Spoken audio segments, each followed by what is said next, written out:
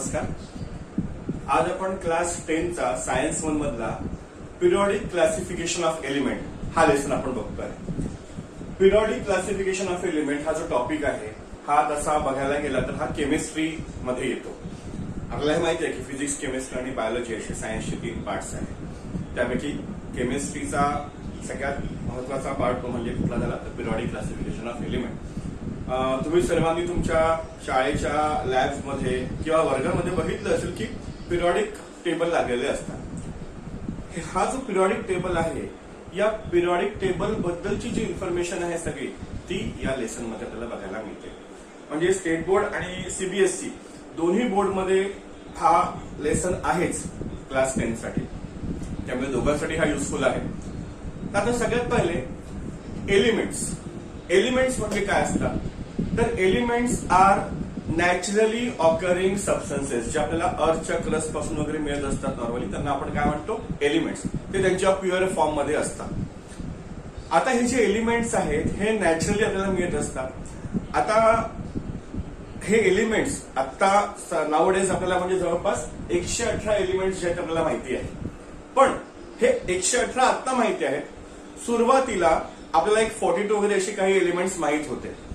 मग आता हे जे एलिमेंट्स तेव्हा माहित होते आपल्याला त्या एलिमेंट्सचा स्टडी करणं, तेव्हाचे जे सायंटिस्ट होते त्यांनी त्याचा स्टडी करणं स्टार्ट केलं होतं आणि मग त्या एलिमेंट्सला त्यांनी मेटल्स, नॉन मेटल्स असं क्लासिफाय केलं होतं.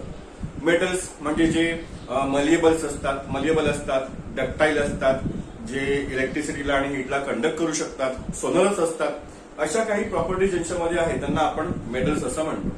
एक्झाम्पल्स तुम्हाला चांगली माहिती आहे, अगदी आयरन, कॉपर वगैरे हे सगळे मेटल्स मध्ये येतात. आणि तसंच ज्यांच्यामध्ये ज्या एलिमेंट्स मध्ये या प्रॉपर्टी नसतात त्यांना आपण म्हणतो नॉन मेटल्स.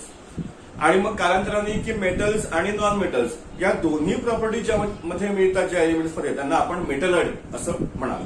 म्हणजे एलिमेंट्सचं classification metal, non metal, metalloid असं आपण केलं. पण काय होत गेलं ना की नवीन नवीन एलिमेंट्स जे आहेत ते डिस्कव्हर होत गेले आणि जसे हे एलिमेंट्स डिस्कव्हर होत गेले त्या एलिमेंट्सचा स्टडी करण्याची जी क्युरिओसिटी आहे ती वाढत गेली की नेमका हा कुठला एलिमेंट आहे, तो त्याच्या प्रॉपर्टीज काय, त्याच्या फिजिकल प्रॉपर्टीज काय आहेत, केमिकल प्रॉपर्टीज काय आहे, त्याचा ऑकरन्स काय, हे सगळं स्टडी करण्यासाठी अगदी म्हणजे सायंटिस्ट लोकांनी त्यावरती भयंकर रिसर्च केला आणि त्यातूनच पिरियॉडिक टेबल जो आहे तो इन्व्हेंट झालेला आहे. तर आता कसं झालं ना की जसं सुरुवातीला 1817 मध्ये डोबेलियर नावाचा एक जर्मन सायंटिस्ट जो होता, या जर्मन सायंटिस्टनी काय केलं तेव्हा त्या इरापर्यंत जे काही एलिमेंट्स नोन होते, माहीत होते, त्या सगळ्या एलिमेंट्सला त्यांनी घेतलं आणि त्या एलिमेंट्सचे जे ऍटॉमिक मासेस आहे according to their atomic masses त्यांनी त्या सगळ्या एलिमेंट्सला अरेंज केलं.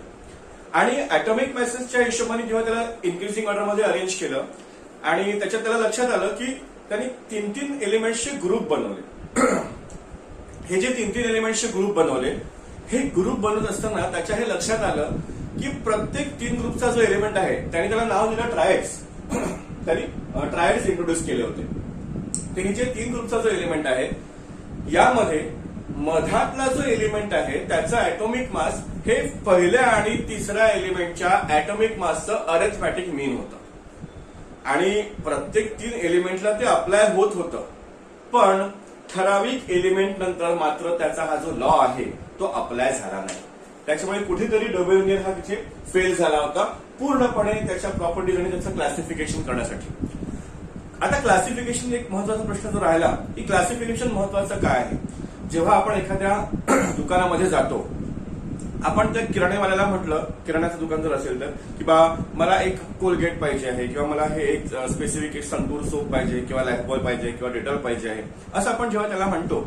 मोठं जर दुकान असेल तो दुकानदार सरळ जातो, त्याला माहित असतं की त्याचे जे काय कंपार्टमेंट्स आहे की कुठे त्यांनी सगळ्या सोप ठेवलेले आहे, कुठे त्यांनी डेटॉल ठेवलेला आहे, कुठे त्यांनी बाकी सगळा किराणा ठेवलेला आहे आणि बरोबर तो त्या दिशेने जाऊन ती वस्तू घेणार आणि समोरच्या ग्राहकाला तो देणार.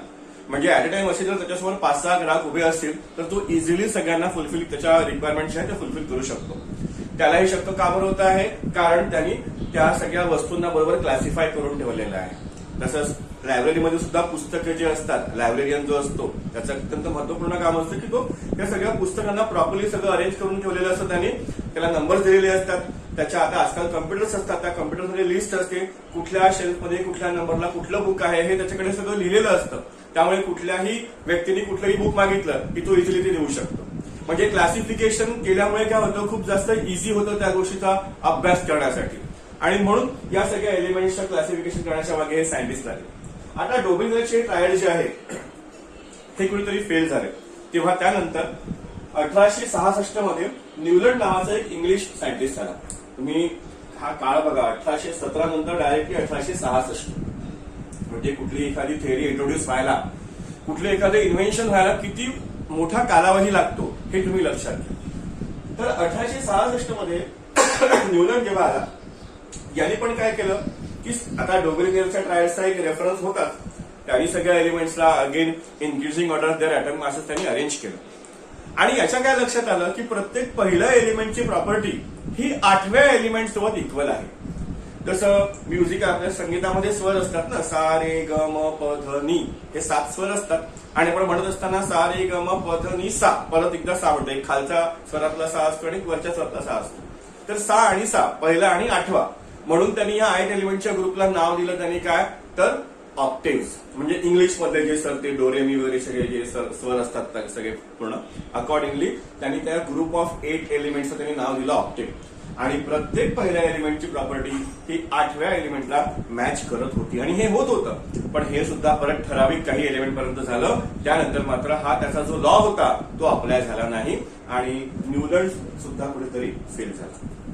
मग यानंतर 1872 मध्ये डिमिट्री मेंडेलिव्ह जो आहे हा एक रशियन सायंटिस्ट होता.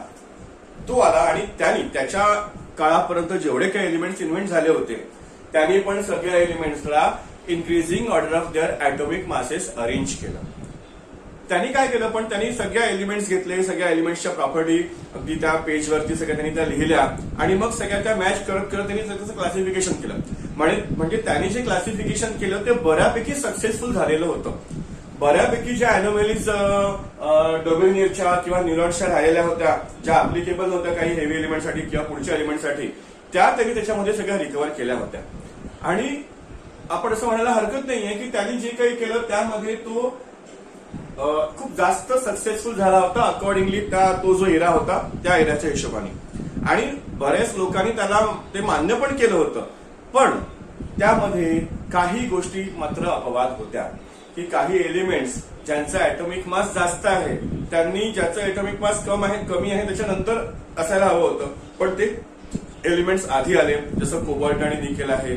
नंतर त्याच्यामध्ये हायड्रोजनची जी जागा आहे ती फिक्स नव्हती. इनर्ट गॅस एलिमेंट वगैरे जे आहे त्याबद्दल काही माहित नव्हतं. त्याचे प्रेडिक्शन्स काही मात्र खूप खरे होते की त्याला हे माहित होतं की नवीन नवीन एलिमेंट्स आणखी इन्व्हेंट होतील. तर त्यांनी तो जो टेबल बनवला त्यामध्ये पुढे जाऊन 3 नवीन एलिमेंट्स तिथे जनरेट होतील, नक्की ते मिळतील. त्यासाठी त्यांनी व्हॅकंट स्पेसेस ठेवल्या होता. हा पुढचा दृष्टिकोन जो त्याचा होता तो लक्षात घेता बऱ्यापैकी गोष्टी त्याच्यामध्ये रिकव्हर झाल्या होत्या. पण या काही थोड्या बहुत त्याच्यामध्ये छोट्या छोट्या ज्या अॅनिमलीज होत्या त्या मात्र त्याच्यामुळे तो पूर्णपणे सक्सेसफुल होऊ शकला नाही.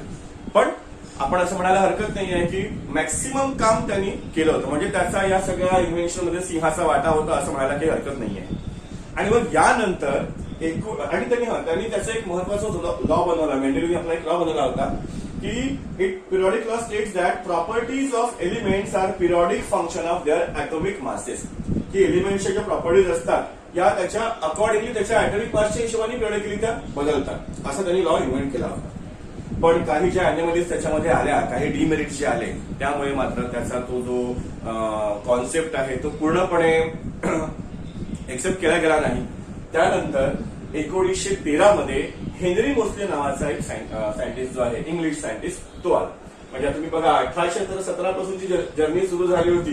1913 मध्ये त्याचं काय स्वरूप झालं की हेनरी मोस्लेनी काय केलं की या तिघांनी एक जी कॉमन एक गोष्ट केली होती की सगळ्या एलिमेंट्सला त्यांनी increasing order of their atomic masses arrange केलं होतं.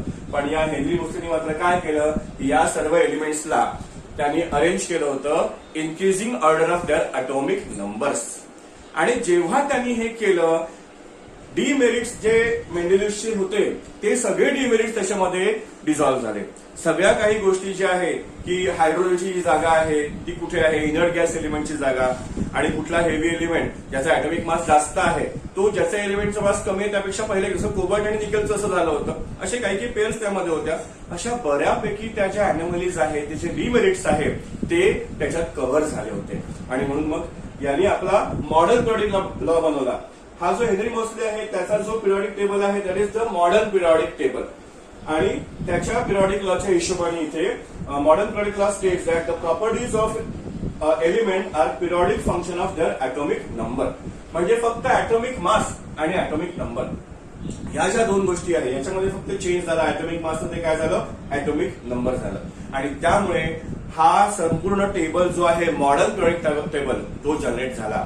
आणि आता सध्या परिस्थितीमध्ये आपण 118 एलिमेंट्स जे आहे आपल्याकडे माहिती आहेत आणि हे सगळे एलिमेंट्स त्याच्या प्रॉपर्टीज ह्या सगळ्या पिरियडिक टेबल्समध्ये दिलेल्या आहेत. जर तुमच्या शाळेमध्ये, तुमच्या घरी, आजकाल बऱ्याच ठिकाणी मार्केटमध्ये, पुस्तकांमध्ये बऱ्याच ठिकाणी तो पिरियडिक टेबल अवेलेबल असतो. तो तुम्ही नक्की बघा की त्यामध्ये कुठले कुठले एलिमेंट्स आहे, त्यांचे ऍटॉमिक मासेस बघा, त्यांचे ऍटॉमिक नंबर बघा. नक्कीच तुम्हाला या कन्सेप्ट बद्दल त्यामध्ये थोडीशी क्युरिओसिटी वाटेल की काय काय एक्झॅक्टली झालं होतं आणि कशा पद्धतीने मॉडर्न पिरियडिक लॉ जो आहे तो इन्व्हेंट झाला. आता या मॉडर्न पिरियडिक लॉचे जे काही फीचर्स आहेत ते पण आपण बघणार आहे की तो मॉडर्न पिरियडिक लॉ कसा होता, तो कसा डिझाईन केला होता, त्याचं क्लासिफिकेशन कसं होतं आणि नक्कीच आपण हे आपल्या पुढच्या व्हिडिओमध्ये बघू. तोपर्यंत सर्वांनी तो पिरियडिक टेबल नीट बघा आणि त्याची ही जी हिस्ट्री आहे ती सगळ्यांनी एकदा परत रिकॉल करा. थँक्यू.